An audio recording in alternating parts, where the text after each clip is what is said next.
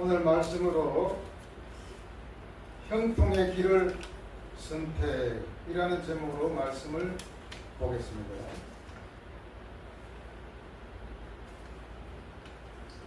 평생 동안 도둑질을 일삼으며 살았던 어떤 아버지가 있었습니다. 이제 나이가 들어 곧 죽게 되었습니다. 이 아버지가 이제 아들 앞에 유언을 남겨야 되는데 어떤 유언을 남길 수 있을까요? 이 아이에게 애야 이렇게 하면 도둑질을 잘 할 수 있단다 라는 도둑질하는 기술을 유언으로 남길까요? 아니면 도둑질했을 때 붙잡히지 않는 방법을 유언으로 남길까요? 아닙니다. 이렇게 남길 겁니다. 아들아, 너는 나처럼 살지 말고 너는 나처럼 살지 말라고 그렇게 유언을 남기지 않을까요?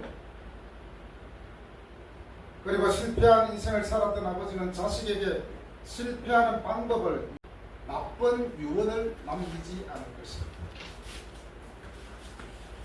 도둑질한 아버지는 착하게 살아라. 그리고 실패한 아버지는 너는 반드시 성공해라. 이렇게 말하겠죠. 나처럼 살아라고 하는 아버지는 아마 별로 없을 거예요. 오늘 말씀에서 이제 다윗도 죽음을 앞두고 뒤이어 왕이 될 솔로몬에게 유언을 남기게 됩니다. 먼저 2절에서 뭐라고 말합니까? 내가 이제 세상 모든 사람이 가는 길로 가게 되었다 하고 말을 합니다. 내가 이제 세상 모든 사람이 가는 길로 가게 되었다. 여기 보면 세상 모든 사람이 가는 길 여기서 길이라는 것은 그냥 길뿐만 아니라 과정, 방향이라는 뜻도 있습니다. 특히 과정이라고 했을 때 우리 삶의 전체를 바라보았을 때에 그 삶의 과정, 즉 한 생애를 우리가 딱 봤을 때 한 생애가 어떻습니까? 출생과 쇠퇴와 그리고 병듦과 죽음 세 가지로 나눌 수 있겠네요.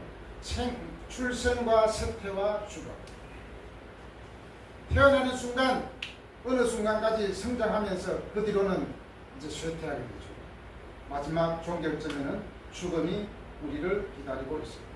이것이 다 하나의 과정이라 할 수 있습니다. 그런 과정 가운데 다윗이 이제 죽음이 임박했다는 것입니다. 사실 어떤 사람도 말했지만 죽음도 우리 삶의 한 부분이다 라고 말할 수 있습니다. 삶의 모든 과정 중에 하나다. 그 과정들을 우리가 지금 지나가고 있습니다. 바로 끝부분에 이 죽음이 끝나면 영원한 안식처 천국에 가게 됩니다. 과정은 모든 사람에게 비슷비슷하지만 그러나 천국은 오직 성경에서 말씀하기를 예수 그리스도를 믿는 자만 구원받고 영생을 믿는 자만 영원한 안식처 천국에 가게 되는 것입니다. 이 세상 모든 사람의 길이라고 했습니다. 이 말은 왕이든 대통령이든 가난한 사람이든 높은 사람이든 낮은 사람이든 누구나 예외 없이 죽음을 경험하게 된다는 것입니다. 아무도 피해갈 수 없는 것이 바로 죽음입니다.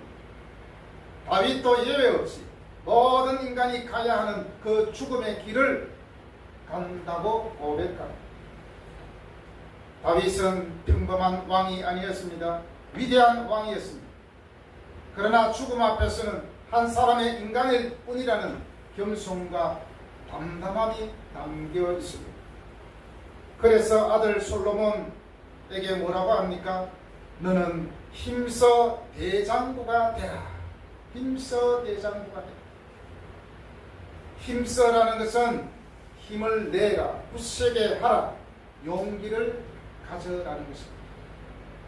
영어에서도 보니까 be strong, 강해라. 그리고 take courage, 용기를 가져라. 한마디로 대장부가 되기 위해서 너는 강해야 된다. 용기를 가져라. 솔로몬이 불과 나이가 20살인가 21살 그 정도 되었거든요. 얼마나 어립니까?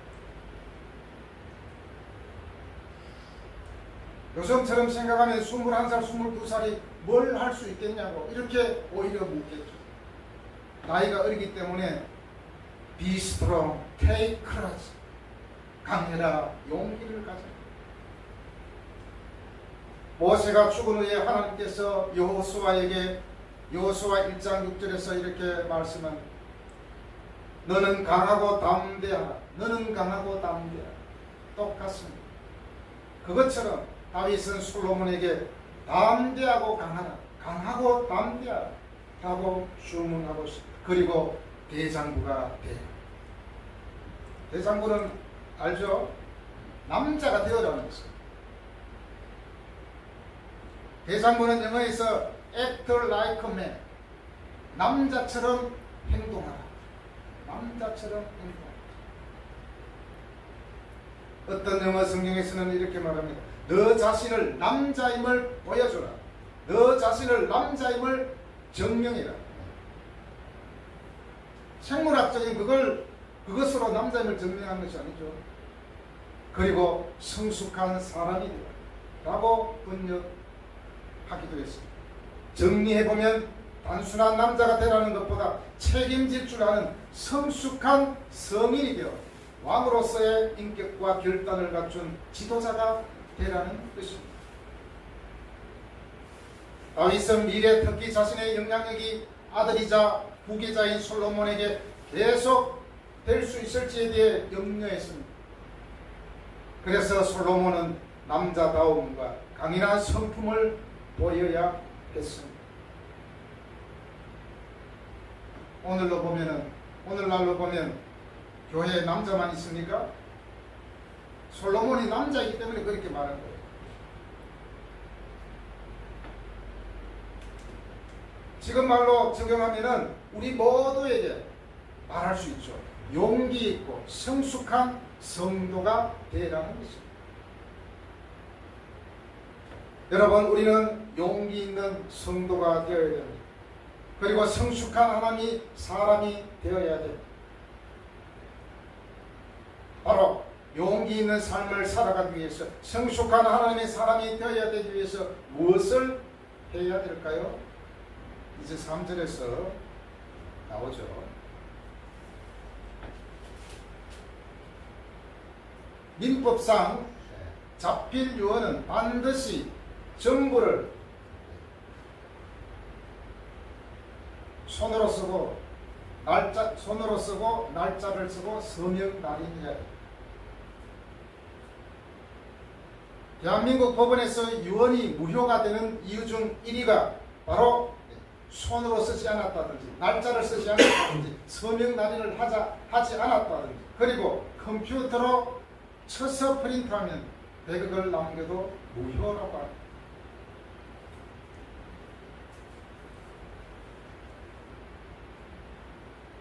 자필이 아니라서 날짜가 없어서 도장이 없는 유언은 무효입니다. 물론 다른 유언 방법도 있죠. 녹음을 한다든지 또 여러 가지 있는데 그 중에서 자필로 분명히 자필로 써야 돼요. 그리고 구체적으로 써야 되겠죠. 이게 우리에게 주는 교훈이 있습니다. 유언은 마음으로만 남기는 게 아닙니다. 나는 내 자신을 내 자신의 유산을 누구에게 줘야지. 마음속으로만 가지고 있으면 안 돼. 표현해야 돼. 그것도 그냥 표현을 해라 아니라 녹음을 해야 돼. 그리고 그 유언은 명확하고 구체적이고 지금 당장 실천 가능한 형태로 남겨야 효력이 있는 것입니다. 다윗도 그냥 하나님 잘 믿어라, 하고 추상적으로 말하지 않았습니다. 3절에 가서 뭐라고 말합니까?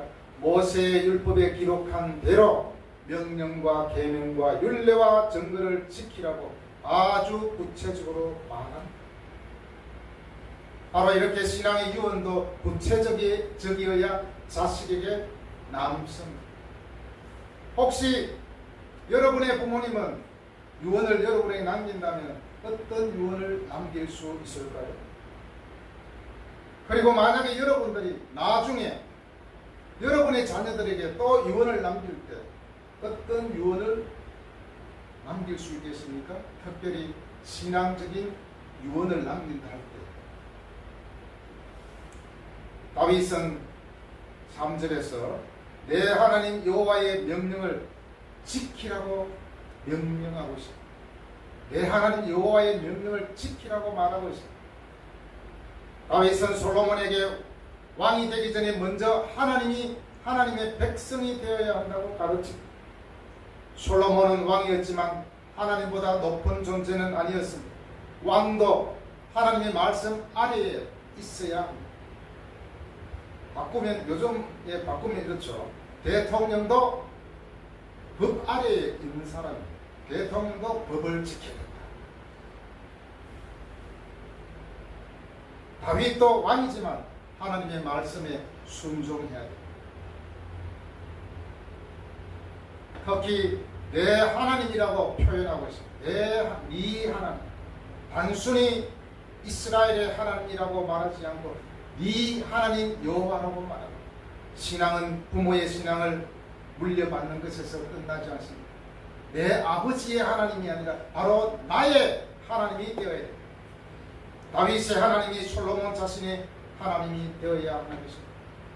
여러분은 여러분의 하나님은 어떤 하나님입니까? 이제 명령을 지켜 그 길로 행하여 그랬습니다. 그 길로 행하여. 아까는 앞에서 길을 과정이라고 했죠. 과정. 여기서는 어떤 방법, 방식을 말하고 있습니다. 방식. 하나님의 말씀은 단순히 아는 것이 아니라 행하는 것입니다. 우리가 그 길로 행한다고 했을 때 어떤 방법으로 우리의 삶을 살아갈 것인가, 그것이 중요합니다. 알아서 내 방식대로 살아가는 것이 아니라 바로 하나님의 방식대로 살아가는 것이 그 길로 행하는 것입니다. 말씀은 듣는 것입니다. 굉장히 중요합니다. 그리고 말씀은 배우는 것입니다. 굉장히 중요합니다. 그러나 말씀대로 사는 것이 더 중요합니다. 말씀을 듣고 배우고 사는 것, 이것이 얼마나 중요한지 모릅니다. 하나님을 우리가 어렴풋이 아는 것보다 성경을 통해서 명확하게 알아야 됩니다. 그리고 명확하게 배워야 됩니다. 그래야 말씀대로 살아갈 수가 있는 것입니다. 여기서 길은 삶의 방향과 생활 방식을 의미합니다. 여러분은 지금 여러분의 길은 어떤 생활 방식으로 살아가고 있습니까?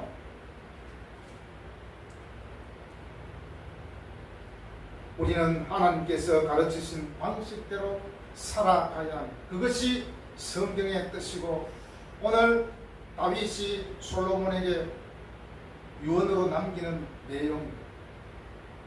왕으로서의 성공보다 필요한 것은 하나님의 길을 걷는 것이었습니다.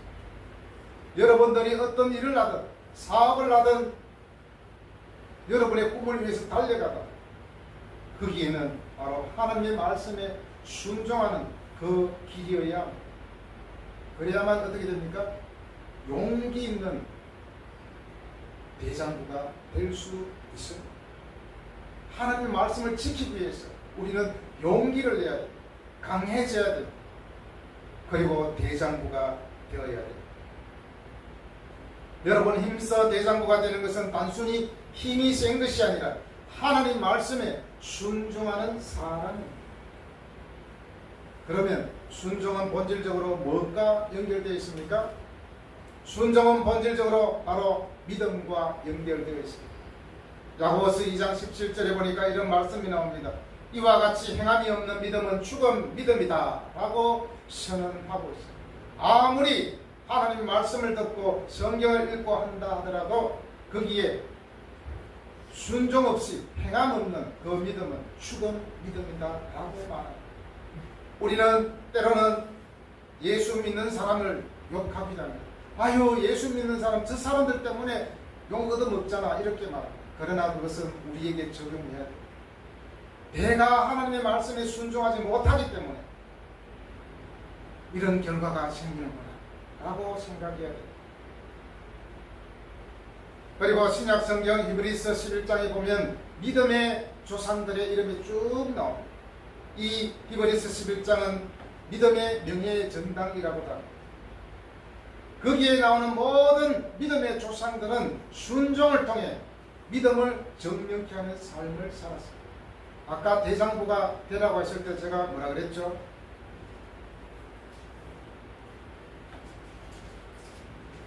네 자신이 남자임을 보여주라. 사실 삶은 어떤 면에서는 증명하는 삶이라고 할 수 있습니다.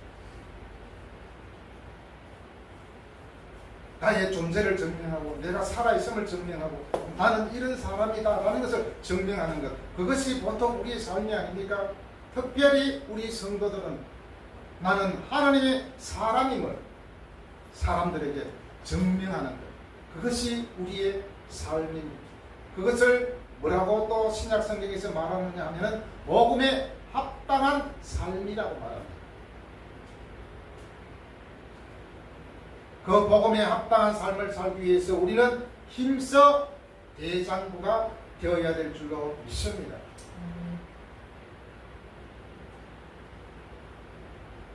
성경은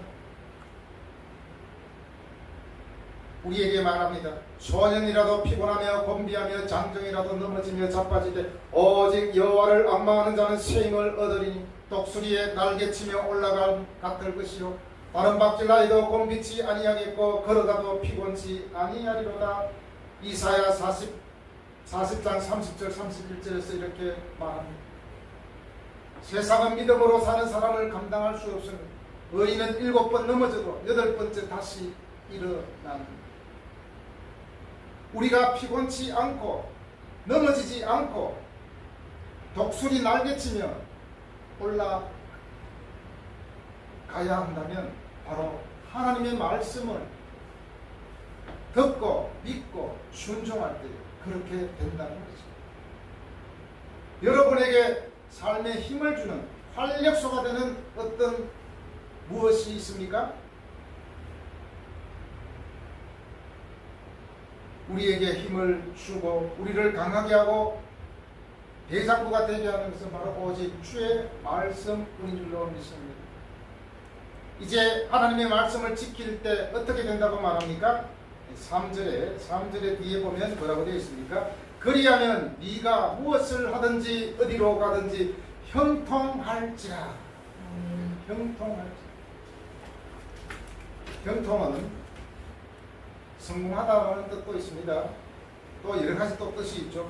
통찰력을 주다, 분별력을 가지다, 분별력, 신중함 이러한 뜻이 있습니다. 딱 단어에서 우리가 알 수 있겠죠. 성공하려면 뭘 해야 되는가? 우리에게 통찰력이 있어야 돼요. 그리고 분별력이 있어야 돼요.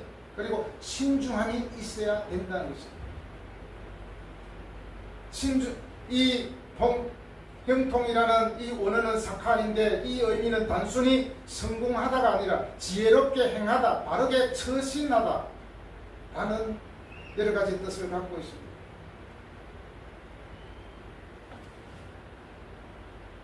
또 바꾸어 말하면 통찰력과 분별력으로 지혜롭게 행하고 바르게 처신하면 성공의 길이 그때서 비로소 보인다는 것입니다. 사람은 통찰력이 있어야 됩니다. 사물을 보고 이 사물을 통하여서 뭔가 깨달음이 있어야 됩니다. 또 내가 실패할 때 내가 왜 실패했을까? 통찰력을 가지고 살펴봐야 됩니다.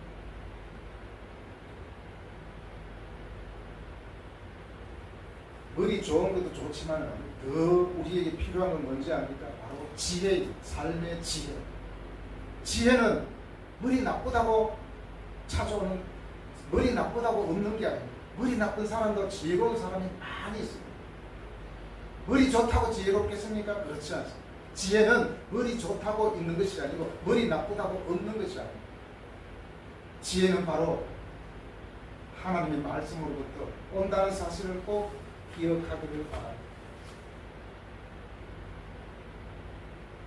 무엇보다도 형통하게 되는 것은 하나님 말씀에 순종하는 지혜에 뿌리를 두고 있다는 것입니다. 형통하게 되는 것은 하나님의 말씀에 순종할 때 가능하다는 것입니다. 즉 하나님 말씀을 통해서 우리는 지혜를 얻고 통찰력을 얻고 분별력을 얻게 된다는 것입니다. 이것을 우리가 가져야만 삶의 길에서 성공적인 삶을 살 수 있지 않겠습니까? 형통한 삶을 살 수 있지 않겠습니까?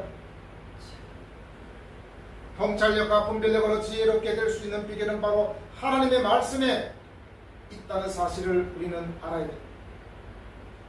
세상을 어떻게 살아갈지를 처세술을 써놓은 그런 책보다 우리는 성경에서 찾아야 합니다. 성경에는 없는 것이 없습니다. 의술도 있고 사람 대하는 방법도 있고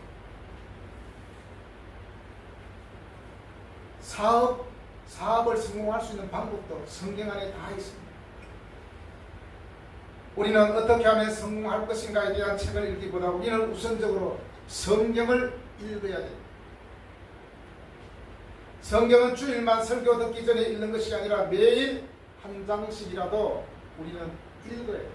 거기에 성공의 비결이 있습니다. 여러분들도 성공하고 싶죠? 네, 성경을 깊이 묵상하고 읽어야 됩니다. 시편 119편 103절에서 말씀합니다. 주의 말씀의 맛이 내게 어찌 그리 단지요 내 입에 꿀보다 더 다나이다. 이걸 느껴보셨습니까? 그냥 성경을 읽는데 입맛이 막 느껴져요. 쩝쩝하면서 꿀보다 더 달기 때문에 그렇습니다. 그리고 이어서 시편 119편 104절에서 주의 법도들로 말미암아 내가 명철하게 되었으므로 모든 거짓 행위를 미워하나이다. 명철하게 되었습니다. 무엇이 참인지 거짓인지 분별하게 된다는 것입니다.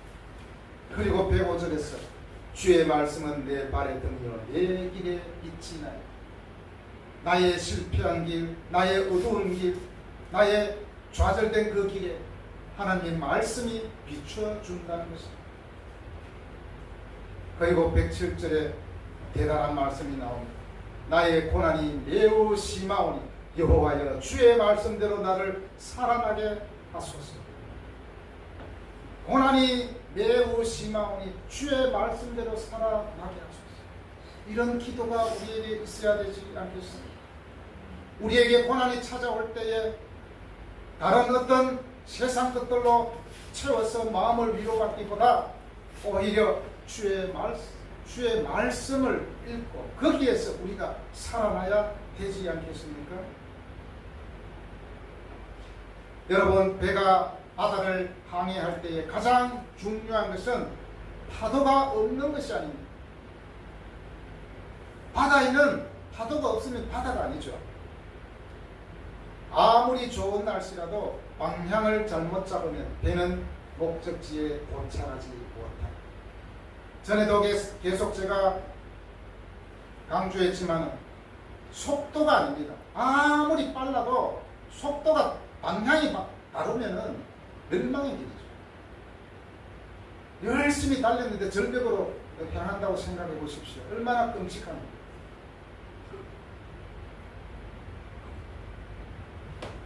반대로 폭풍과 파도가 있어도 나침반과 항로가 정확하면 결국 목적지에 도착할 수 있습니다. 우리의 인생도 마찬가지입니다. 우리는 흔히 이렇게 생각하죠. 문제가 없으면 형통한 것이다. 사실 우리 인생에 있어서 문제 없는 사람은 한 명도 없습니다. 어떤 문제든 있습니다. 문제 없는 사람이 오히려 그 사람이 문제가 있다는 것은 당연한 겁니다. 사람들은 고난이 오면 형통하지 못하다고 합니다. 그러나 성경의 형통은 그렇지 않습니다. 형통은 폭풍이 없는 인생이 아니라 폭풍 속에서도 하나님의 말씀이라는 방향을 잃지 않는 것입니다.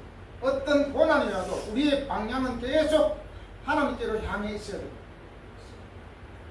방향을 잃어버리면 그 길도 어쩌면 실패의 길로 갈 수 있습니다. 한번 방향을 잘못 잡으면 계속 그렇게 가는 거죠. 그래도 여러분들은 어릴 때부터 부모님 밑에서 잘 자라왔습니다. 방향을 잘못 잡아가지고 40, 50이 되어도 삐뚤어져 사는 사람들이 얼마나 많습니다. 진짜 강한 사람은 자기 마음대로 가는 사람이 아닙니다. 하나님의 말씀 앞에 자신의 길을 맡길 줄 아는 사람이 진짜 대장부입니다. 처음 가는 길이라도 내비게이션의 안내를 따라가죠. 물론 제가 다녀보니까 잘 아는 길은 때로는 내비게이션 없어도 되겠더라고요. 그래도 기본적으로 우리는 모르는 길을 갈 때 무조건 안내를 따라가야 돼요. 때로는 이상해 보이는 길로 안내할 수도 있습니다. 돌아가는 것처럼 느낄 때도 있습니다. 그러나 결국 내비게이션은 목적지에 도착하도록 딱 맞춰줍니다. 형통도 바로 이와 같습니다. 우리는 하나님께 이렇게 말하고 싶습니다. 하나님, 제가 원하는 길이 있습니다. 이 길로 가게 해 주십시오. 그러나 하나님의 말씀, 하나님은 우리에게 말씀합니다. 네 생각보다 내 길을 따라가. 네 생각보다 하나님의 길을 따라가라고 요구하고 있습니다. 열왕기상 2장 3절에서 다윗은 솔로몬에게 네 마음대로 왕이 되는 길을 찾으라고 하지 않았습니다. 하나님의 명령을 지키고 그 길로 행하라는 것입니다. 하나님의 명령대로, 하나님의 말씀대로, 그 방법대로 가라는 것입니다. 형통은 길이 항상 평탄한 그런 것이 아니라 올바른 길로 가는 것입니다. 비포장 도로라도 그곳이 올바른 길이라면 우리는 가야 합니다. 야, 여기는 고속도로네. 고속도로가 뚫렸다고 해서 올바른 길이 안 될 수도 있습니다. 우리는 좋은 길이든 나쁜 길이든 올바른 길이라면 그 길을 쫓아가야 됩니다. 좁은 길이라 할지라도 그 길을 가야 합니다. 우리 인생의 길과 그 과정을 지나갈 때마다 우리에게 필요한 나침반과 내비게이션은 무엇입니까? 바로 성경이 되어야 합니다. 하나님의 말씀이 여러분에게 힘을 주고 용기를 주고 진정한 대장부가 되게 해 주실 것입니다. 바로 그 하나님의 말씀, 이 말씀에 우리는 잘 순종하여 하나님을 경외하고 믿음으로 살아갈 때에 여러분의 삶이 진정으로 형통하시기를 예수님의 이름으로 축복합니다. 아멘. 기도하겠습니다.